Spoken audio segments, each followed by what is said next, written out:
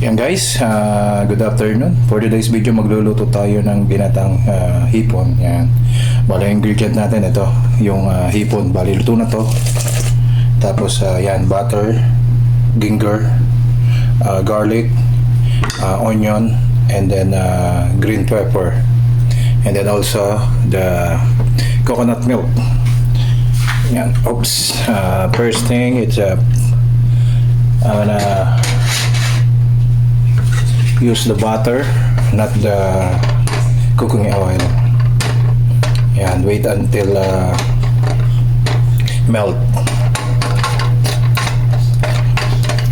Yan, very easy lang po ang ating pagluluto. Napakadali lang po nito kasi luto na naman yung ating hipon. Yan, sarap kasi ang ginatang hipon. Yan, kapari siya ng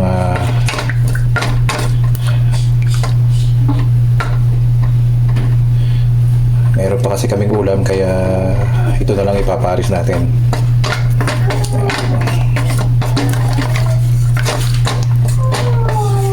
Hintay lang natin mag-melt. Ayan guys, bali melt na siya. I put now the ginger first para panguhin lang natin. Ayan. Lagay lang natin hanggang sa pumula. Tapos lagay natin, then put the garlic and onion. After that, wait until the color brown.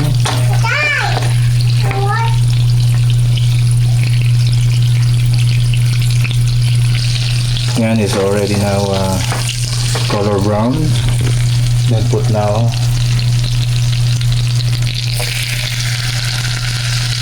the garlic and also the onion. I put much onion.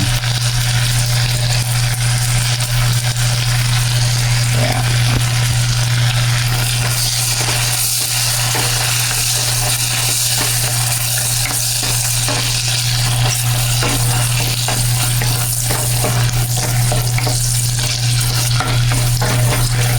Smell good.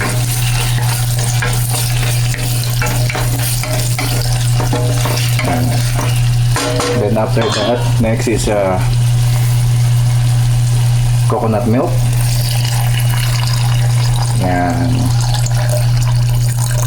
And I use 1 can of coconut milk.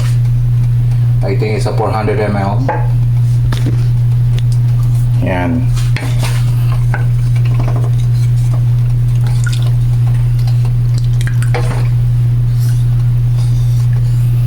Then I wait until boil and then look creamy.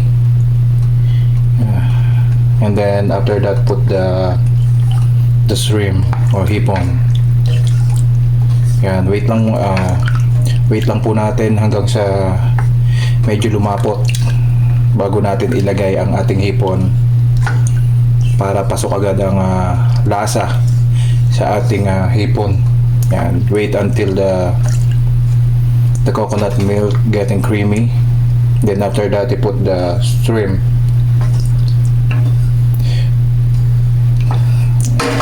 Yeah, I will back. And I will back. Now I put the shrimp. Yan. Lagay na po natin yung ating hipon.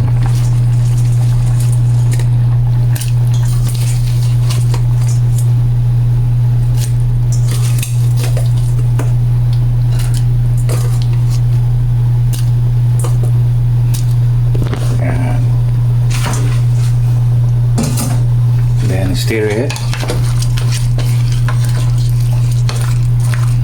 Okay. Then after that, just only add some black ground pepper. Yeah. Then a little bit of salt. Don't put too much salt because what is called the margarine it's also salty. Yeah, it's only a little bit. And then stir it again. Yan, ganun lang po. Haluin lang po natin. Nag-add lang tayo ng paminta at saka konting asin. Huwag po nating damihan yung asin dahil maalat na po yung margarine. Then after that po, pag medyo malapot na siya, malapot na naman po siya konti, pero mas maganda po yung nagmamantika. Pagpapasarap dyan. After that po ay nagpapatay natin ng konting suka. Yan guys, it's already creamy na. Now, let's add a little bit of vinegar.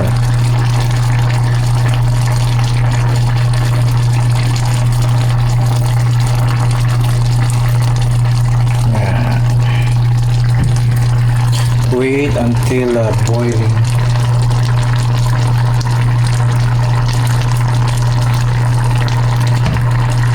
Don't stir until not much boiling.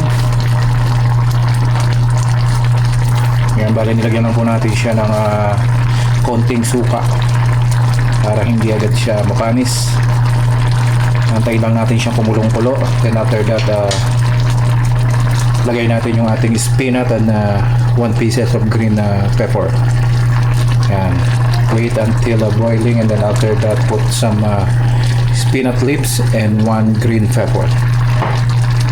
Then after that, that's it.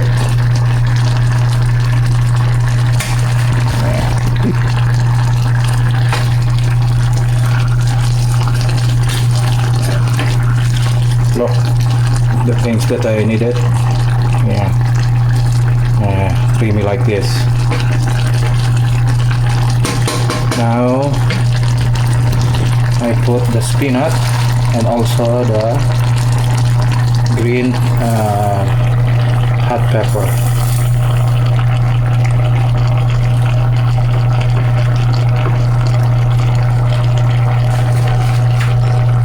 I put some green leaf to make healthy food. And sear until the spinach is cooked.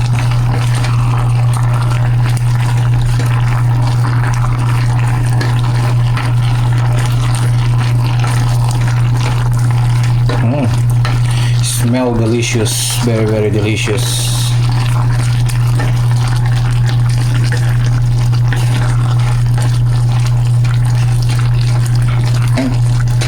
Then now I taste it. Wow, very creamy. Cream, so delicious. And guys, done to cook. It's very easy. And thank you for watching. See you guys again for the next video. I hope you enjoy. See you and God bless. Bye bye.